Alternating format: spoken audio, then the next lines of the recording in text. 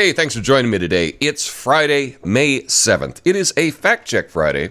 I've got an interesting story today about our current president, but first, flame on. Thanks everyone for hitting the like button, sharing, etc. All that good stuff. It makes a difference. I hope it makes a difference. So thanks for doing that.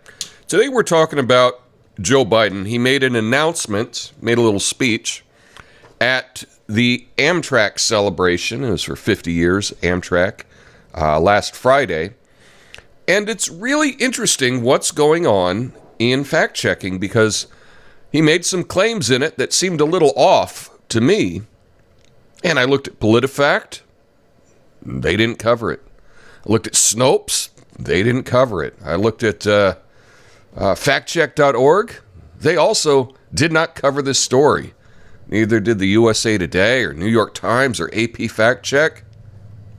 It got a pass from all the fact-checking outfits. So that was a little unusual.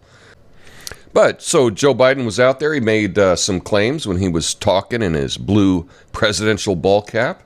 And he shared an anecdote. He shared a story from back in the day. There was an article, my fourth or fifth year as vice president. And he said that this conductor came up and congratulated him. Angelo came and congratulated him and told him that he'd ridden on Amtrak for 1.5 million miles. And Angelo Negri came up and he goes, "Joey, baby!" And he grabbed my cheek, started to squeeze it like he always did. And I thought he was going to get shot. I'm serious. And I said, no, he's a friend. He said, "Joey, what's the big deal? 1,200,000, 300,000 miles on Air Force Two. You know how many miles you travel on Amtrak?" I said, "No, Ange, I don't know." And he gave me the calculation. And he said, "You travel 1,515,000 miles on Amtrak." You know, and he did this. He remembers it was like the beginning of his second term.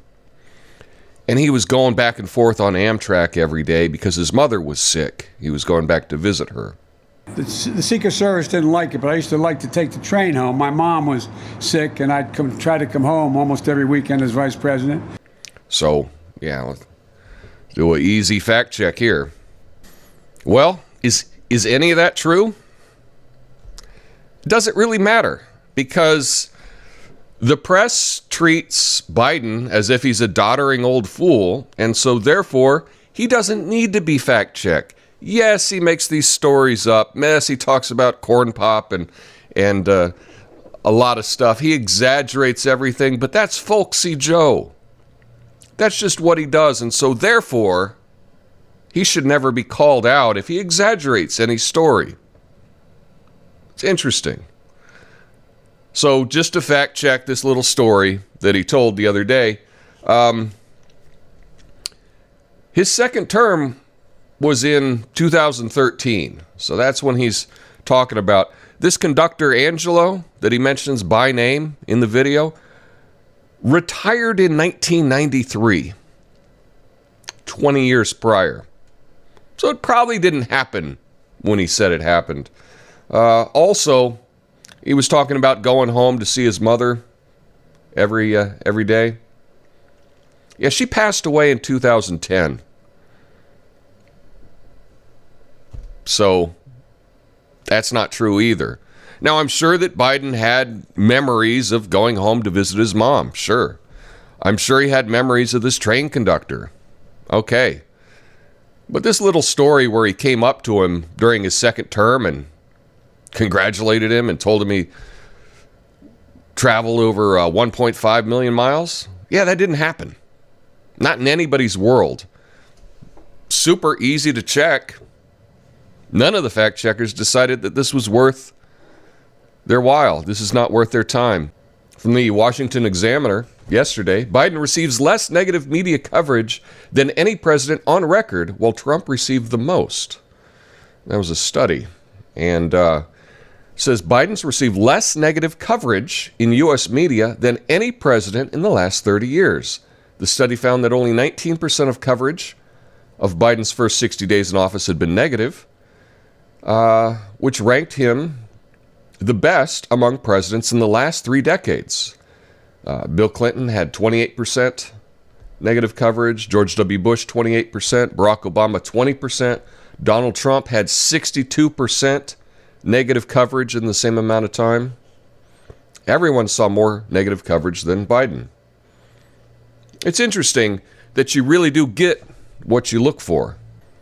And in this case, the fact checkers, which are part of the media, they've decided that they don't need to check anything that Joe Biden says. But here, even if we look at this Washington Post article from yesterday, Biden's claim, this is about the infrastructure bills that he's put up. His plans don't increase the deficit by a single penny. Glenn Kessler, the fantastic fact checker at Washington Post, goes through and looks at the claims. Hey, these aren't going to raise the deficit a single penny. But the way that he does it is he says, well, these plans are for, the next couple years. But if we just calculate out 15 years from now, based on these tax increases, then we will have recouped that money. Okay, that's not exactly how that works. But even if you look into the details, like Glenn Kessler did here, where he said that he's proposing $4 trillion of new spending and only $3.25 trillion in new revenue.